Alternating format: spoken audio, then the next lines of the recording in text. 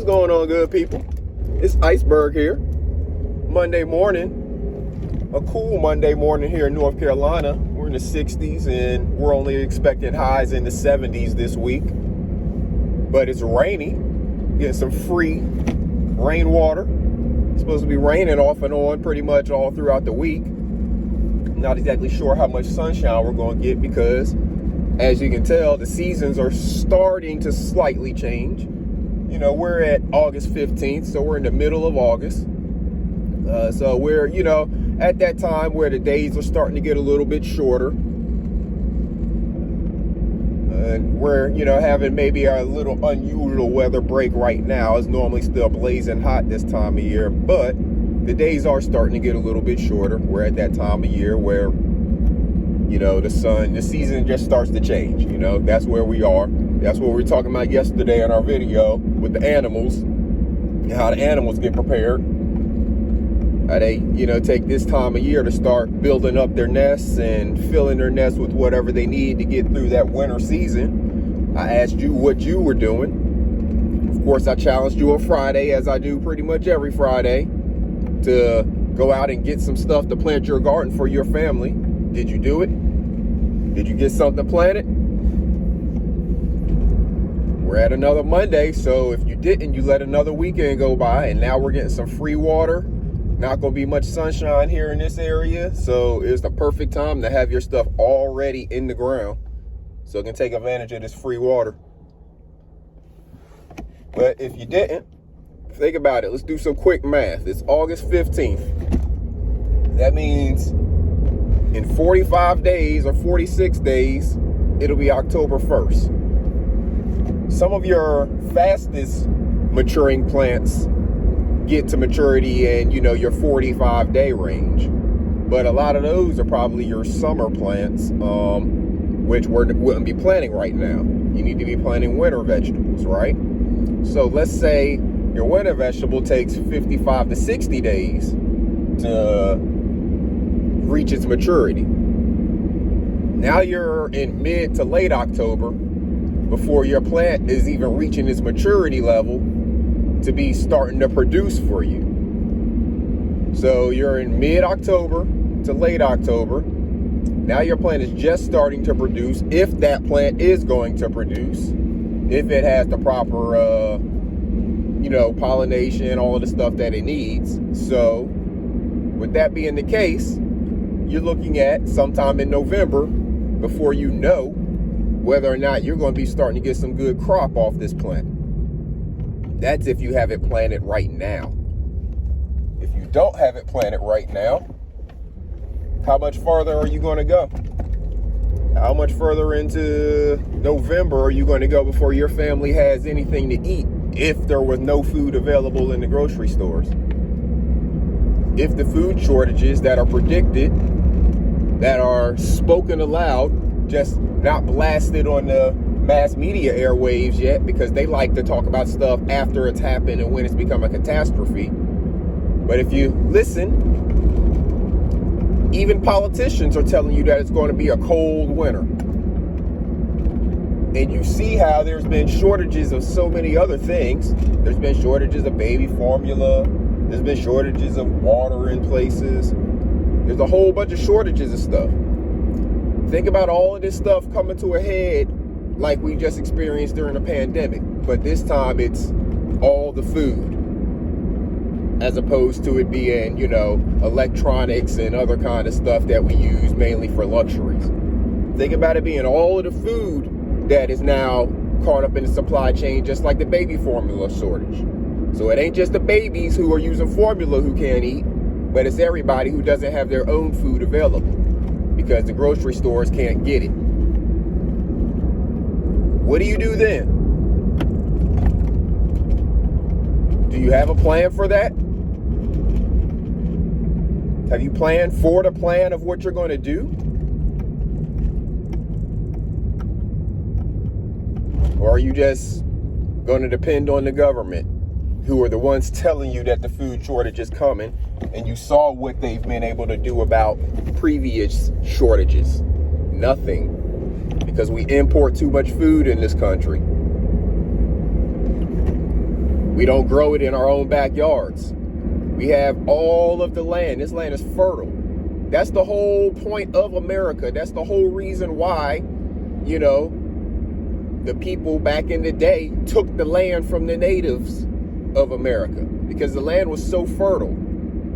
You can grow almost anything here because we have all of the different climates here.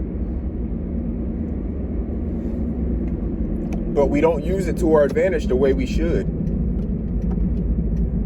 We should not be experiencing food shortages in America because we have the ability to grow all of the food that every American needs to eat, and then some. Right here in America, year round, we could grow all of the food that every American needs to eat, and other countries as well. But we put farming on the back burner. Farming needs to be our main thing we do. Yeah, you have your technology and all of that stuff. I understand those sectors as well. But for all of these other people out here looking for something to do, farming needs to be the thing that the government is promoting, like beyond what they do. Yeah, I understand farmers get some breaks in areas, with different things, but it needs to be promoted. It needs to be in the schools. It needs to be something that is extremely rewarded by doing it. And I'm not saying with riches of money, because you get that. Farmers, most of the time they ain't hurting. They can pretty much get the things they need. They live in decently. But it needs to be something that is encouraged, and not just in your rural areas. You can grow your own food anywhere. I don't care if you're living in a one-room apartment in New York City. You can grow stuff. You can grow stuff anywhere you can get some sun. Or you can actually install a grow light where you don't need the sun. You can create your own artificial sun. So you can grow stuff anywhere. There's no excuse for everybody not to be growing at least something, one thing that they eat. And I bet you, once you grow that thing, don't start with the hardest thing in the world to grow. But once you grow that thing, you're going to be encouraged to start growing more stuff, because you're going to enjoy it.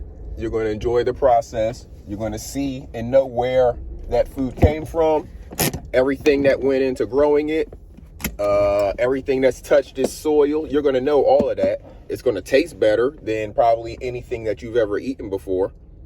And you're going to want to start growing more stuff that you eat. Once you do that, you're going to stop buying that stuff at the grocery store that you don't have a clue where it came from. And then you're going to start reducing your grocery bill. And then you're going to start growing so much of that stuff that you're going to have to start sharing it with people. And they're going to be like, where'd you get this? And you're going to be like, I grew it. I've been growing it for however long. And they're going to be like, oh, yeah, you want to show me how to do it? And you're going to be like, yeah. And then they're going to start growing it. And then they're going to start growing other stuff that you don't grow. And then y'all going to start sharing with each other. And that's how we're going to take care of each other and feed each other. We can feed this entire nation out of our own backyards that we already have. All we got to do is take some action. Get off your butts. Make something move. And put a seed in the dirt. That's all it takes. Mother Nature does pretty much the rest of it. Do a little bit of research. Learn how to do it. And then put the seed in the dirt. And watch Mother Nature do the rest after you give it a little bit of care. You get out there and talk to it. You get out there and prune it every once in a while. You get out there and make sure that there's no insects or diseases getting on it. You do those little things. It doesn't take a lot of time. You spend as much time in your garden as you want. Now, be aware, once you start spending time in your garden, you're going to want to be out there more. The time's going to go by. You're going to be out in your garden for 2-3 hours and not even realize it. You're going to look at your watch. It's going to be 1 o'clock in the afternoon. You'll be like, dang, I worked through lunch, everything. I didn't even know what time it is. That's how much enjoyment you're going to get out of your own garden. Why? Because it's going to be yours. It's going to be built out of the sweat that you put into it. You're going to be the one, whether you're tilling the soil, doing no-till method, whatever, you're going to be the one who's done all of the work in that garden. So you're just going to enjoy spending so much time out because it's going to become a place of peace. It's going to get you in touch with nature. Putting your hands in the dirt, get you in touch with nature, get you in touch with this earth. We all came from this earth. We're all going back to it because we're all carbon bodies. So get yourself some action going now, good people. You don't have time to wait.